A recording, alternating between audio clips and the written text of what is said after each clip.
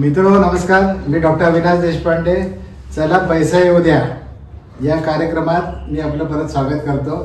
आज आपण बघणार आहोत, मागच्या एपिसोडमध्ये आपण बघितलं की झिरोदाची जी काही P&L म्हणजे प्रॉफिट अँड लॉसचं स्टेटमेंट जे आता आपण स्क्रीनवरती बघताय ते आपण बघितलं. ज्यांना झिरोदा हा प्लॅटफॉर्म माहिती नाही, कारण बरेच ब्रोकेजचे प्लॅटफॉर्म्स आहेत, त्यामध्ये अपस्टॉक आहे, एंजल वन आहे, मे बी तुमचा ICICI डायरेक्ट असेल किंवा HDFC सिक्युरिटीवाला असेल. पण झिरोदाकडे जवळजवळ मला वाटतं 70% market is with the Zerodha. त्यामुळे झिरोदाचं हे जे काही स्टेटमेंट मी तुम्हाला दाखवलं हे बऱ्याच लोकांना माहिती आहे. पण ज्यांना माहीत नाही त्यांच्यासाठी सांगतो की ह्या जे हिरवे डॉट दिसत आहेत त्याचा अर्थ त्या दिवशी प्रॉफिट झाला आहे, लाल डॉट म्हणजे लॉस असतो. तर आपल्याला झिरोदाचं एक चॅलेंज आहे. झिरोदा चॅलेंज म्हणजे काय की झिरोदा असं म्हणतं की अरे तुम्ही ना या इथे ट्रेडिंग करायला आलाय, तुम्ही 3 महिने निदान मला इथे राहून दाखवा, टिकून दाखवा. म्हणजे जर तुम्ही 3 महिने जर विदाउट लॉस जर ट्रेडिंग केलं तर तुम्ही इथे टिकला तर तुम्ही सेंचुरी मारायची गोष्ट करताय. किंवा असं आपण म्हणू T20चा जमाना आहे, तर पहिले 10 ओव्हर 20 ओव्हरमधले पहिले 10 ओव्हर जर तुम्ही 100-125 रन केले किंवा 150 रन केले विदाउट विकेट गमावता तर तुम्ही नक्कीच ती मॅच जिंकाल, नाही का? त्याप्रमाणे आपल्याला जर 3 महिने जर याच्यावरती प्रॉफिट मिळतोय तर आपण प्रॉफिट कमावू. आणि हेच आम्हाला तुम्हाला दाखवायचं आहे की आम्ही हाय प्रॉफिट मिळवलेलं आहे आणि याच मेथड्स आम्ही तुम्हालाही शिकवणार आहे किंवा शिकवतोय, ज्यामुळे तुम्हाला कंटिन्युअस प्रॉफिट मिळू शकतो. तर आपल्याला आता मागच्या वेळेला आपण बघितलं की ड्रीम्स, ज्याच्याकडे काहीतरी स्वप्न आहे तो काहीतरी करू शकतो.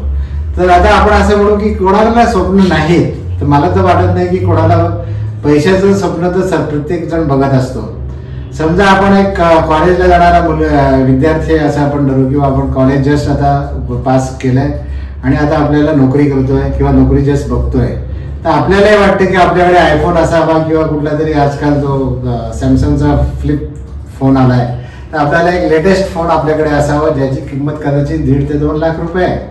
तर मी आपल्याला सांगतो की आपल्याला एक आर्थिक साक्षरता यावी यासाठी हा कार्यक्रम आहे. त्यामुळे जर आपला मुलगा किंवा मुलगी आपल्याला म्हणले की बाबा डॅडी मला एक जरा फोनला पैसे द्या 2 लाख, तर त्या मुलाला किंवा मुलीला आपण पैसे देणार का?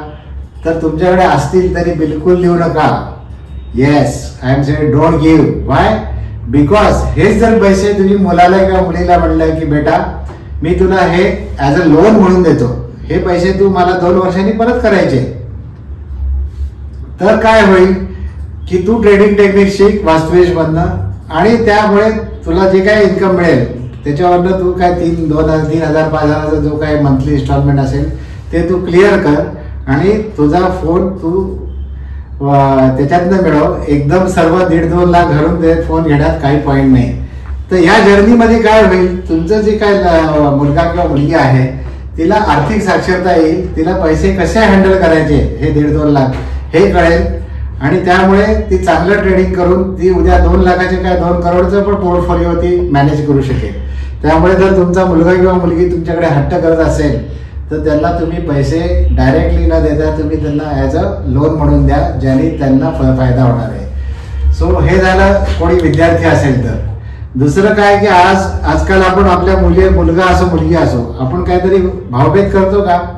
तर आपण कुठल्याही प्रकारचा भावभेद मुलगा आणि मुलीमध्ये करत नाही, त्यांनाही चांगलं एज्युकेशन देतो. आता मुलींच्या आयुष्यात काय होतं, नॉर्मली त्यांना प्रेग्नन्सी वगैरे हा एक पिरियड असतो ज्याच्यामध्ये मुलं वगैरे कोणी झालं किंवा काहीतरी तर त्यांच्या करिअरसाठी त्या स्त्रीला नोकरी सोडायला लागते आणि मे बी तिला घर बघायला लागतं. आणि मग काय होतं की जर ती IT किंवा अशा चांगल्या क्षेत्रात जर काम करत असेल तर तिला 2-3 वर्षाच्या गॅप नंतर परत जर जॉब बी मिळणं जरा अवघड जातं, कारण टेक्नॉलॉजिकली चेंजेस खूप झालेले असतात मार्केटमध्ये. मग अशा वेळेला जर ती एज्युकेटेड आहे आणि ती काहीच करत नाही तर असं का? तर आपण असं म्हणू की ग्रहलक्ष्मीला धनलक्ष्मीमध्ये आपल्याला कन्वर्ट करायचं आहे आणि यासाठी आम्ही नॉलेज देणार आहे.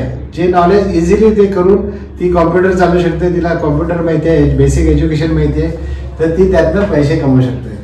म्हणून मी आता तुम्हाला म्हणायचं विद्यार्थी दशेत असो तरी आपल्याला हे जे ट्रेडिंग टेक्निक शिकून आपण पैसे कमवू शकतो. आणि हे एक्स्ट्रा इन्कम आहे. आपल्याला नोकरीतनं किंवा अजून इतर काय व्यवसायात पैसे मिळणारच आहे, पण ही जी काय मोज मजा मस्ती करायची आहे त्याच्यासाठी जो पैसा लागतोय हा सेकंड इन्कम आपल्याला सोर्स आहे.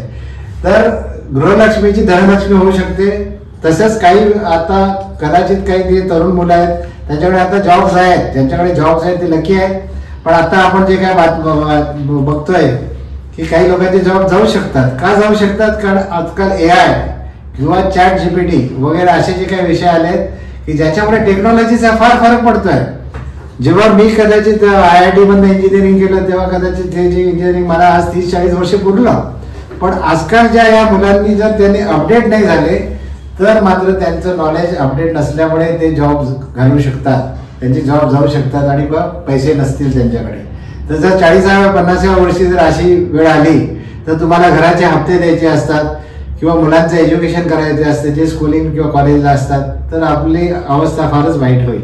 त्यामुळे हा सेकंड सोर्स ऑफ इन्कम म्हणून हा आपल्याला नेहमीच उपयोगाचा ठरणार आहे. आता सोर्स ऑफ इन्कम नाही, दररोज आता काही पगार येत नाही किंवा महिन्याला पगार येत नाही, त्यावेळेला त्याला असं वाटतं सगळं महंगा आहे.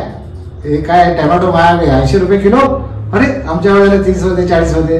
सो हे जे काय त्याला सगळं महाग का वाटतं की त्याच्याकडे आता पैसे नाही म्हणून.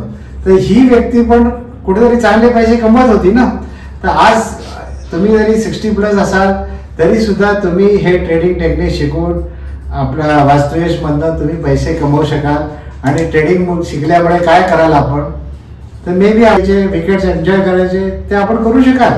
किंवा आपल्याला मेडिसिनचा काय खर्च आहे, गुडघा दुखतोय हे करायचं किंवा काय नी रिप्लेसमेंटचं आता ऑपरेशन करायची वेळ येणार आहे.